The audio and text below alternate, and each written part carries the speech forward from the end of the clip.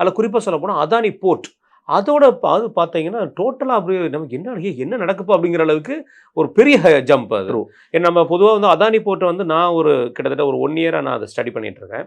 அதானி போர்ட்டோட அந்த 1 இயர் ஸ்டடியில் அதிகபட்சம் வீக்லி வந்து ஒரு 2 டேஸ் தவிர இந்த டேலையுமே நம்ம வந்து அவங்களோட ஹைக்கை பார்க்க முடியாது. அந்த ஹைக்குமே ஒரு 50 ருபீஸ் ஆர் 60 ருபீஸ்க்குள்ளே தான் மேக்ஸிமம் இருக்கும்.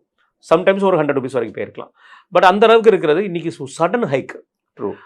அதுவும் இண்டெக்ஸில் பார்த்தீங்கன்னா இப்படி ஒரு ஹைக் இருக்குமாடா அப்படிங்கிற மாதிரி இண்டெக்ஸில் ஒரு நம்பர் வந்து நான் செக் பண்ணும்போது வெறும் வந்து 20 ருபீஸ் இருந்தது. அன்றைக்கி ஒரே நாளில் வந்து கிட்டத்தட்ட 180 ருபீஸ் வரைக்கும் போச்சு. ஸோ அது ரொம்ப ஒரு அன்பிலீவபிள் ஒரு ஹைக்காக இருந்தது. ஏன்னா இப்போ பவர் வந்து பார்த்தோம் அப்படின்னா ஆல்மோஸ்ட் 15% இன்க்ரீஸ் கொடுத்துருக்காங்க. 15% சாலிடாக. அப்போ 15% எப்படி ஹைக் கொடுத்துருக்காங்கன்னா அதில் வந்து ஒரு வெயிட்டேஜாக இருக்கிறது அதானி பவர் வந்து ஒரு வெயிட்டேஜ். ஆமாம். இவங்களுக்கு எதனால் ஒரு பாசிட்டிவ் சைன் வந்திருக்கு அப்படின்னா இவங்க ஆல்ரெடி ஒரு பிரச்சனையில் இருக்காங்க.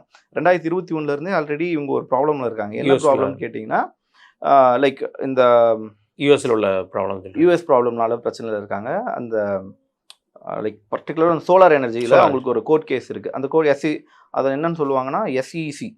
அந்த கோர்ட் கேஸ் ஆல்ரெடி ஃபைல் பண்ணியிருக்காங்க. அதில் இப்போ அந்த கோர்ட்டுக்கு அதை வச்சு பேசுகிறாங்க. ஏன்னா இவங்க ஆல்ரெடி என்ன சொல்லியிருக்காங்க, கரண்ட் ப்ரைஸை விட நல்ல ப்ரைஸ்க்கு கோட் பண்ணுறாங்க கவர்மெண்ட் சைடில். அதுக்கு ஒரு லஞ்சம் கொடுத்ததா ஒரு பேச்சு இருக்குது. அதுக்கு யூஎஸ் கவர்மெண்ட் மேலே ஃபாரின் இன்வெஸ்டர்ஸ் கேஸ் போட்டிருக்காங்க. இந்த பிரச்சனை போயிட்டு இருக்கிறது அது வந்து அமலுக்கு வருது.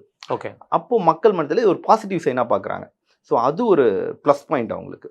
ஓகே. ஸோ அந்த ஒரு ப்ளஸ் பாயிண்ட்டு ஆல்ரெடி ஏசியாவோட பவர் பாயிண்ட்ஸ் எல்லாம் வந்திருக்கு. நியூக்ளியரில் உள்ள என்ட்ரு ஆயிருக்காங்க, நியூக்ளியர் எனர்ஜிஸில். ஸோ இது எல்லாமே ஒரே நேரத்தில் அவங்களுக்கு ஒரு பாசிட்டிவ் சைன் கொடுத்ததுனால பயங்கர ஹைப்பு.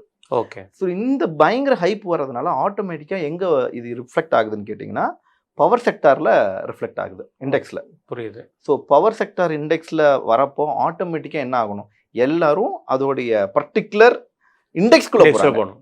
அப்போ இண்டெக்ஸ்குள்ளே போனால் ஆவரேஜ் ப்ரைஸ் இன்க்ரீஸ் ஆகுது. இது மூலமாகவும் அகைன் ஷேர் ப்ரைஸ் இன்க்ரீஸ் ஆகுது. இதெல்லாம் தான் ஒரு பெரிய காரணமாக இருக்குது. பட் ஒரு நல்ல பாசிட்டிவ் சைன். பட் என்ன தான் பாசிட்டிவ் சைனாக இருந்தாலும் நம்ம மக்கள் யோசிச்சுட்டே இருக்கணும்.